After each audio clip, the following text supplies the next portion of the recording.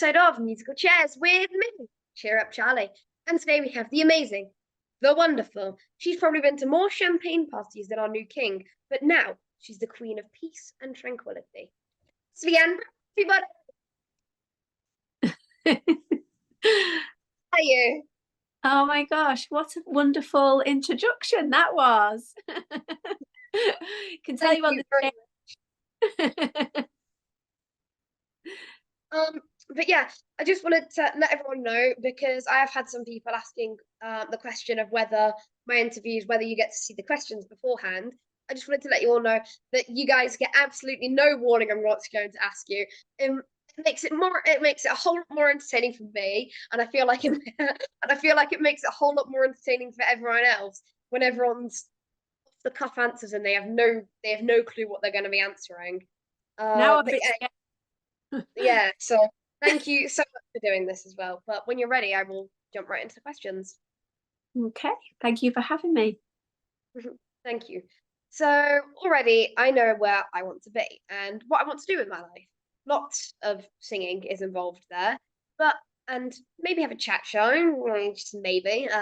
But whilst changing the world of bullying, I want to change the world. That's what I want to do. And at 12 and 13, did you know what you wanted to do? What was it that you wanted to do when you were that age? I had absolutely no idea at 12 and 13. In fact, oh yeah, so I was a gymnast when I was younger. So I was really training a lot, when I was first a tap dancer. So, and then I was about 5 when I started gymnastics and did that. I was hooked with that. I was training like 5-6 times a week. I was actually, I think I was like 6 in the out of the whole of the north of England, representing, and went on to doing England competition of the whole of England, representing the north of England. So I did really well.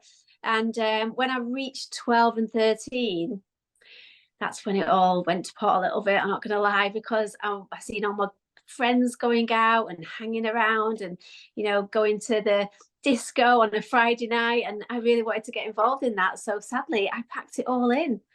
How sad is that? But I had big dreams of going to the Olympics and everything, and going far. But I come from Cumbria, so it was a really small area called Barrenfern. Yeah. And there was actually one of the girls that I used to train with, and she ended up getting a scholarship to go to Lilleshall, which is a big sports centre.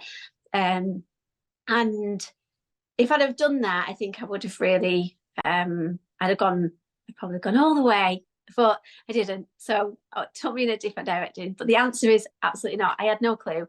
And I think at that age anyway, I mean, all credit to you for you knowing exactly what you want to do, because I think it's such a hard age, just as you grow, and things are changing so much in your body, in your hormones, in your the way you think, and to be so dedicated to something and stick to it and know exactly what you want, that just says about how amazing you are.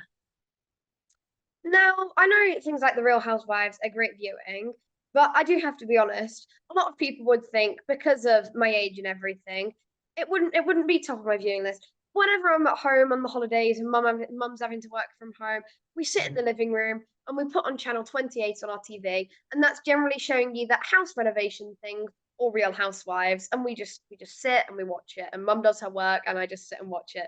So I do have to say that. And I know it's not top of a lot of people's list, but I do know that people are quickly stereotyped for being on the show. Like many other reality shows, like also things like Love Island and everything, people are very quickly stereotyped for being on them. And did that bother you? And what actually made you decide that that was what you wanted to do? And do you really have that many handbags? That's so many questions. I apologize. Right, so the first one, what was it about why I did the show? Or was it hard for the judgment? Did it bother you that there was such a big stereotype around the show? Before I went into it, you mean? Yeah, and when you were like going into it and while you were on it and that.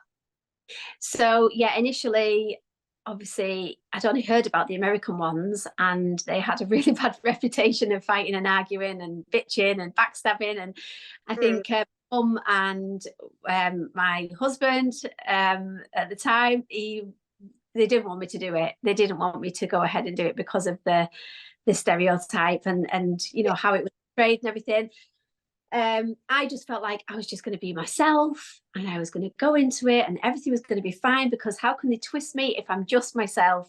And Mhm. I'm like, I like to be everybody's friend, and you know, go on a night out and make friends with everybody. And by the time I'm Yeah. coming home, I've got to say bye to everybody I've met before I leave, and friends are like, "Oh, here she goes again." So it was really difficult to think that why does some people not like me when I went on it?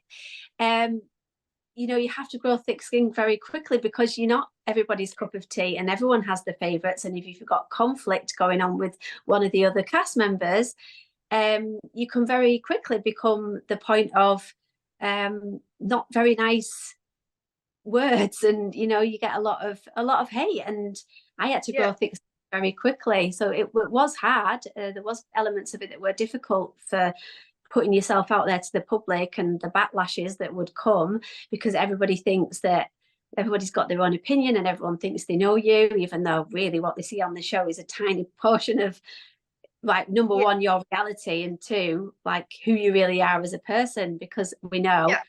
the show obviously manipulates you into certain scenarios and situations to create a show and create the drama. So yeah, that was quite difficult. What was the next question? What actually made you decide that you wanted to go on the show?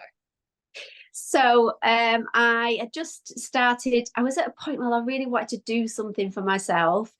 I had Lola she was still quite young. I think she was one. I think she was one, or how old is she now? So I think she was about one when I started doing designing for a kids clothing label.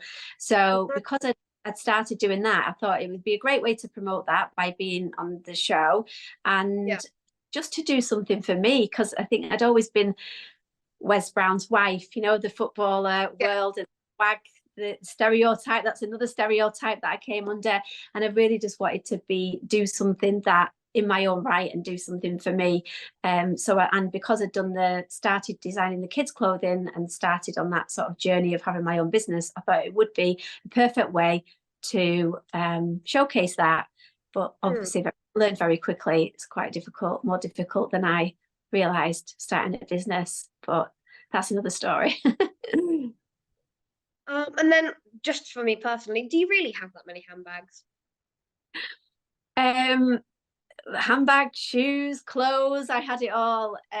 But now is a very different story, Charlie. I have a very limited amount of bags.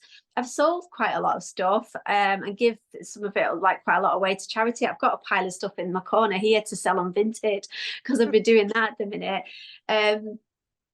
Because it doesn't mean that much to me anymore. Like, when I Yeah. was in the show, obviously it's a show exploiting wealth of a group of women and living in Cheshire, and it's like football world. And obviously then, like I said, the wives and girlfriends. I really don't like Yeah. the term wag, but you know what I mean.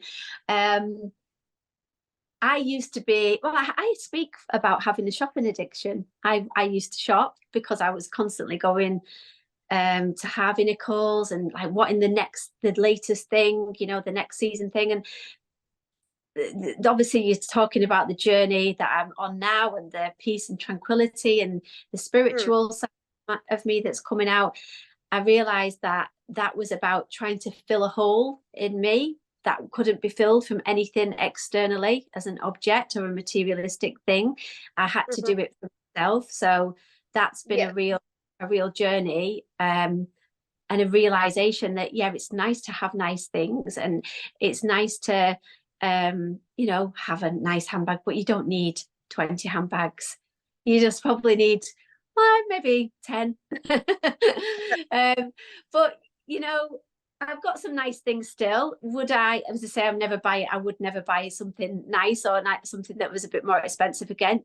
Maybe, but it would not be the it would not be what I would look at. You know, it's got a label on it. I now shop very differently. In fact, I don't really shop that often anymore. It was a regular thing before, trust me. So a lot of people do go on reality shows and then never leave. But do you regret going on the show and then leaving?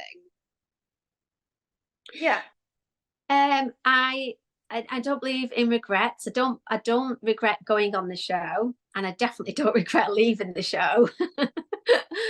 um, it was a huge learning experience for me, because I mean, if you have you seen it from the beginning and like me leaving, and did you see the No, we just kind of watch it sporadically of whatever's on and whatever's on TV at the time when I'm not in school and when it's like over the holidays and that. yeah. Well, towards the end, if you see the last couple of like this last season, or especially the last reunion, you will see what kind of mental state I was in, and it was not good, and it wasn't pretty, and there was a lot of shouting, and it wasn't good for me. It wasn't good for my mental health, because it wasn't who I am. I don't want to be in a position where I'm being put in situations where I've got to argue with somebody. And you know, it was difficult for me as well, because there was a genuine breakdown. I mean, a lot of the stuff is fluffy stuff on the show.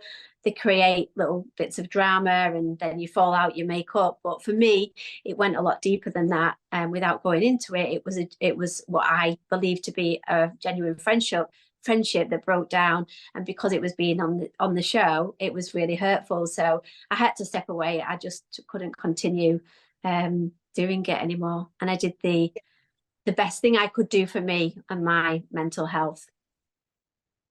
Yeah, yeah. So, what do you think your most memorable moment to date? Mine was probably finally receiving the charity number for my charity. Oh yeah. Well, congratulations for that, by the way. It's Thank you. amazing. Oh gosh. Most memorable moment. Mm. Wow. That is a big question.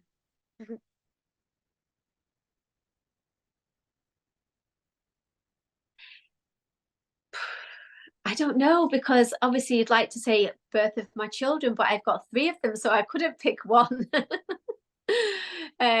Because that was obviously, all three of them were memorable for different reasons, but the third one was it was a very beautiful experience, and learning more about my body and how it works and how you're meant to birth the baby was a real memorable experience.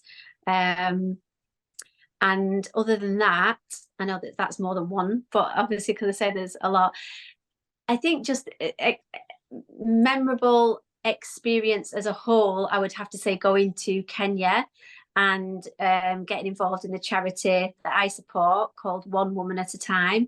And it's to help girls that are have FGM, female genital mutilation, forced marriage, and gender-based violence. But we sponsor girls over there to get an education. So yeah, they're able to go to school and then, you know, get a job, and they're not having to go and get married, because their family basically gets money in over there for the girls when they give Yeah, to be married. So we try and prevent that, then giving them so they're able to get an education and get their own yeah, job. Yeah, amazing. that was amazing, especially I went there just after I come off the show. So it was an amazing experience to see another side of the world when I'd been involved in this like a bubble sort of in Cheshire. And you know, like you say, the design of handbags and stuff, and then going over there and seeing how some people in parts of the world live, and with very very little. And it was very very humbling experience to me. And so yeah, I'm very grateful for that, and an amazing experience too. Mhm. So, hashtag Cheer Up Charlie was born due to the horrendous physical and mental bullying that I received. It was because of how much I love dancing and singing. And it's also particularly because I don't fit the stereotype of what a boy is. And but when the tweet went out, my life quickly went from a normal life to one that is very surreal and I'm very lucky to have. And I now do me and everyone around me, my mum, my dad, and everyone else who is on my team and my side, we do a lot of hard work, and I'm now in the position to be the youngest person fronting a charity in the country, and I just think that's amazing. But do you think that our generation actually stands a chance to stop the stereotypes that the world dictates about people? Oh gosh, it's a good question. I think it's all about the people. It's all Mm, about people sort of standing in their truth, and like yourself, putting yourself out there, and helping others through similar experiences that you've been through. And or like it's standing up and putting your neck on the line, isn't it? And standing up for other people, that to prevent that to continue to happen. And yeah, it's a great big task, and you're always going to get people that are going to be judgmental, but ultimately we can only control our reaction to other people. We can't control how they've been brought up. We can't control their thoughts and feelings. We can't control their reactions to certain things. But what we can do is create, is what you're doing, a beautiful vibration from our own energy, from what we put into the world. And when we do that, that naturally causes a shift that it enhances the vibration of others without them even realizing it. Because when you have pure love in your heart, as you do, Charlie, and you want the mm, best for people, and you put that out into the universe, it's people like you that vibrate at a certain level, and naturally you affect other people. And even though they're stuck in their own ways and their own mentality, I always say, when anyone throws hate at me or a nasty comment, or I just energetically send them love, because I know they need it more, because they're the ones that are, it's a reflection of them. Anyone that says anything about anyone else that's not nice and it's toxic, and it's only a reflection of them, what's going on inside of them, isn't it? mhm. It's Yeah, not really about you. But then for people like you to be able to start the charity and help people that have been in similar situations, or for people like me that have helped with the charity, to help young girls and stop the stereotype of that. There yeah, is so many people in the world that are doing really good things, to help raise the vibration of love, basically. yeah. So I know you're a massive advocate for mental health and having a healthy mind and loving yourself and loving yourself just as much as you love others. So how do you think things like reality shows can help tackle the negativity and stereotypes that stems from them and can help stop people having such bad mental health whilst they are on or after they come off a reality show? Say the beginning of the question again, sorry. So I know that you're a massive advocate for things like mental health and having a healthy mind and loving people just as much as you love yourself. But how do you think reality shows can help tackle the negativity and the stereotypes that come from them the and stop the bad mental health that people have or can have whilst they're on it or after they come off it? How do you think they can stop that? um I think maybe more emphasis needs to go on the production, to help prepare people for what they're about to enter into, especially when you've got things like, I mean, with Housewives, it's sort of a steady progress of becoming in the public eye, and it's a series that'll come on, then it'll go off. Whereas Love Island, it's, for instance, it's an instant. You're going in there, you don't know who's watching you, what people are saying about you, and you come out and then it just blows up, doesn't it? And you've got a million Yeah, followers overnight, and that's very difficult. And we've seen what's happened, sadly, to some people that have been in there and really struggled. And like I yeah, say, it's down to people throwing hate and stuff. But I think I would say don't do it. Don't do it. But if they're going to do it, just be very aware. I think there's not enough education on people that are doing these shows and going into them blindly. I think they need to be fully prepared, and they need to make sure they've got a really, really good support network behind them, and make sure that they know that they're not necessarily going to be everybody's cup of tea, and they're not going to be liked by everyone, but that's okay, because it's not really about them. It's they just need to stay true to who they are. Yeah. And I know that social media can be an amazing platform, but it's also very hard work, because I already sit with my mum and we spend so long looking at how we can grow platforms and that. But I know it can also be cruel, because even I still get negative messages and everything. But I know that my platform and so many other social media platforms out there are needed to help give kids that were in the same position as me a voice, and to stand up for my generation, and to help them stand up for themselves and their generation. But it scares me that my generation is going to be so reliant on it, and it seems to be the way we're developing. Do you think social media is going to have to be something that we continue to live with for the rest of our lives? And do you think it'll Um, just keep evolving?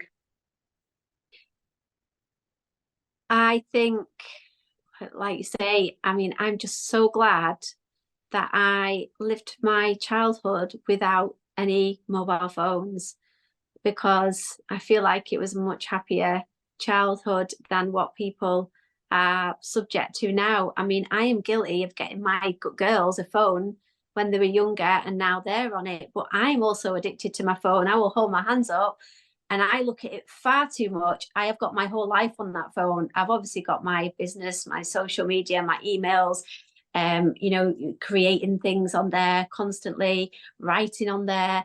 I do everything on my phone. So I've always got it in my hand, like the majority of the population. And I Mm, would love to say that, I mean, I, I know I probably need a break from my phone as well, but it's like a break from your life, isn't it? When you put your phone down because your whole life's on it. But do I think it's going to evolve? I think there's always going to be something. There's always going to be something that's going to come out. Obviously, I'm an Instagram girl, but people before me were all over Facebook. I didn't really do Facebook that much. Now there's TikTok, and then there's YouTube Shorts, and maybe there'll be another something else, another platform after TikTok that then people will jump on. Everything evolves, doesn't it? It's And then continuous. the really thing that can be quite harmful, the mega, probably the most anonymous social media platform, things like Reddit and that, which can be really harmful. I think that was the statistic showed that there was a list released of the things that had caused people to take their own lives, and it was things like Reddit was the number one, I think, and then it was things like TikTok, and then Instagram, just all the big social media platforms. And then a lot of the older ones, things like Facebook and that, were near the bottom of the list. Hmm. Um, I think because because it's predominantly used by more younger children, isn't it? Them newer platforms. And sadly, I mean, I'm so glad, like I say, that I didn't have it, because God knows what pictures and videos would be circulating about me now. I'm like, phew. But yeah, I think it's really, it's kind of sad that I feel like it's almost, kids are being stolen, their childhood's been stolen from them, because I was playing out, like playing Kirby with the ball on the front, and just having fun. I was up on the in the fields. I lived like in the countryside, so I was up. I was disappeared, like I disappeared for hours on end, and just came back when my tea was ready. And now it's this all the time, isn't it? So mm, I don't know. Maybe we'll evolve and we'll go the other way, and we'll pull back from it.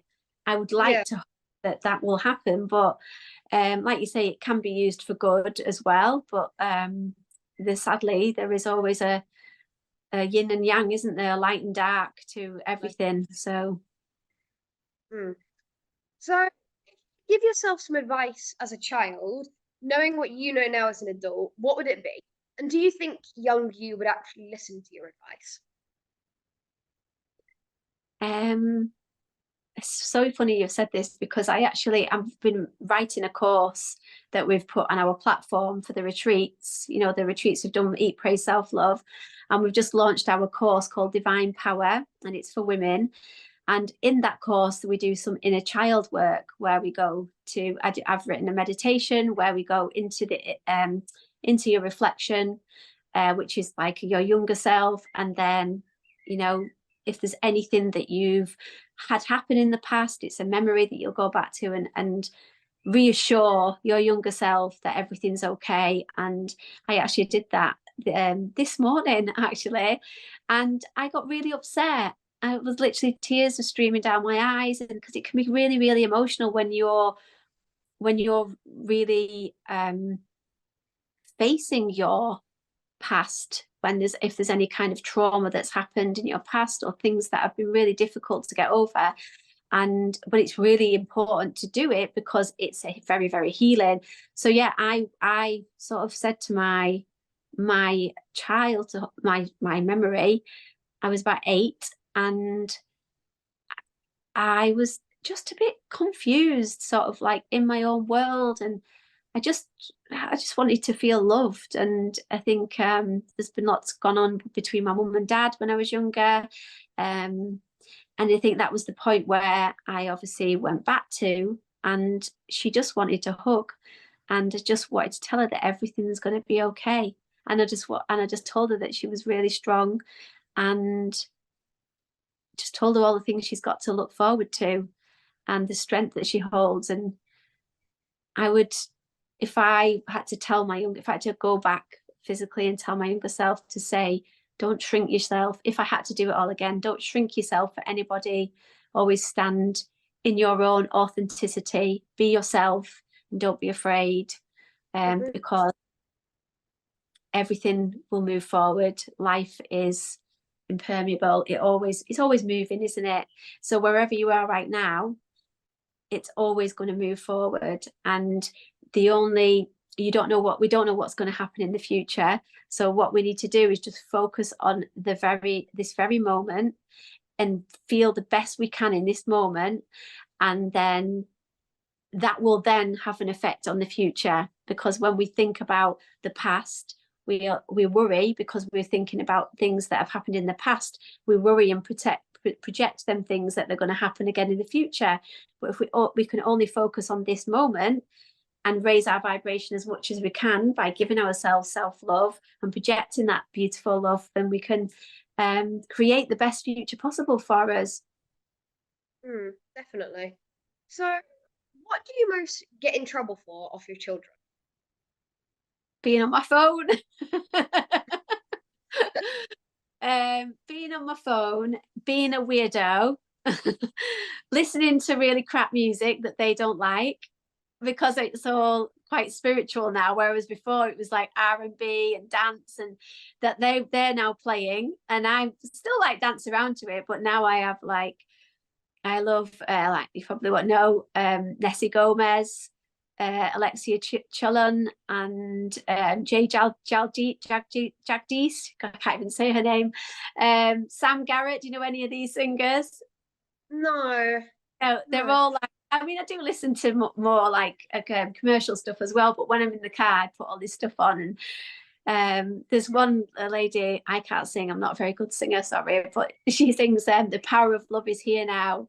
And there's one on her album, the song that always comes on is called Abundance, but she comes on because and we get in the car and she kicks in and it's like, abundance is all around me, and I start singing it and they're like, oh my god, turn it off. So yeah, I say it was funny, but yeah, that's one of the annoying things, that they definitely get annoyed at my music, looking at my phone, and just generally being a bit weird now, because I'm very different from what I used to be. So what is your biggest guilty pleasure? Oh, so many. Guilty pleasure. Mine's probably listening to true crime podcasts. I love listening and reading true crime and that. Yeah, that's really interesting. Um, I was going to say to do with food. It's probably chocolate or sweet things. Ooh, Um, yeah, maybe the odd glass of wine. I don't drink a lot, but yeah, I do occasionally. I would like to get to a point where I just don't do it anymore, but I like a glass of bubbles every now and again. I'm yeah. partial to a margarita, especially if in Mexico. But yeah, definitely, I think it would have to be chocolate is my guilty pleasure with regards to things to eat. But do you mean if you mean something that I Just no, just just mean it. yeah, I think it'd have to be chocolate. So now I'm going to do some quick fire questions. Okay. Okay. So what's your favorite place to holiday? Gosh, I know it's supposed to be quick fire. Oh gosh, what's it called? Maldives, I think that's the nicest place. Sweets or chocolate? Say that again. Would you rather eat sweets or chocolate? Chocolate.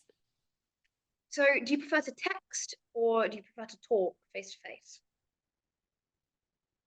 Depends who it is. Do you prefer wearing heels or just shoes? Well, nowadays probably I'm in my trainers more than I'm in my heels. So what was the last song you either downloaded or listened to? um Beyonce, XO. So what is your favorite musical? My favorite musical. Um I'm just trying to think all the musicals I've seen. I loved Wicked. Ooh, That was the Wicked's really good. I really love it. So what superpower would you have? um would fly. Nice. So who was your first celebrity crush? Celebrity crush. When I was a little, Yeah. it'd probably be take that little mark off, take that. Uh, so what was your favorite book when you were a child? Favorite what? Your favorite book when you were a child? My favorite book.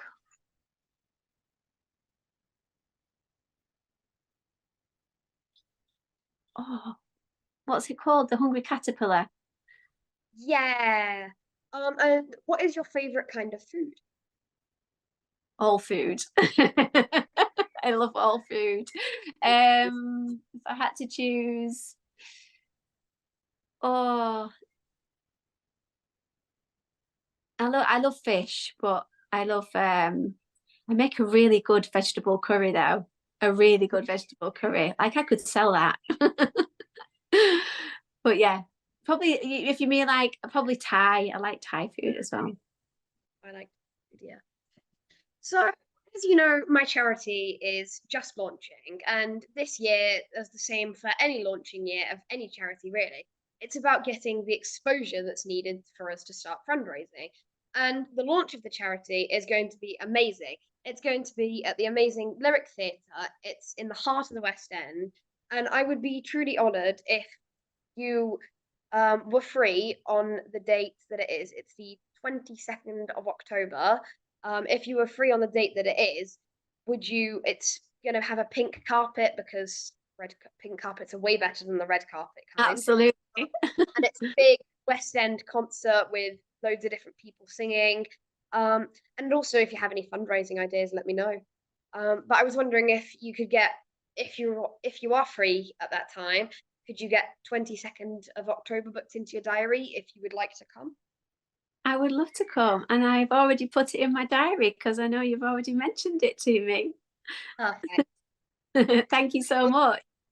But yeah, thank you. And you've also made it through the interview. That's the end of my questions. Oh, I made it unscathed, just about. Yes. But thank you very much. And you're now free to go and enjoy your nice weather while it is stormy, thunder, and lightning here. Lovely. I I like the can even, lightning. I not like the lightning. no, but I could even hear the birds chirping in the background of yours. I know. Oh my gosh, it's so beautiful. They wake me up in the morning and I Oh, just really so grateful. And that's I always go out and have my cup of coffee and I go out the door and I stand on the grass and I just listen to them. And it's so therapeutic. I do my grounding, no socks on and shoes, and it's so beautiful. hmm yeah. But anyway, so you're free to go and enjoy your nice, amazing bird sounds. Thank you. But thank you so much for doing the interview. Thank you for having me. And you enjoy your evening too, Charlie. Thank you. And I will see you very soon, hopefully at the concert. Amazing. Thank you. Thank you. Bye. Bye.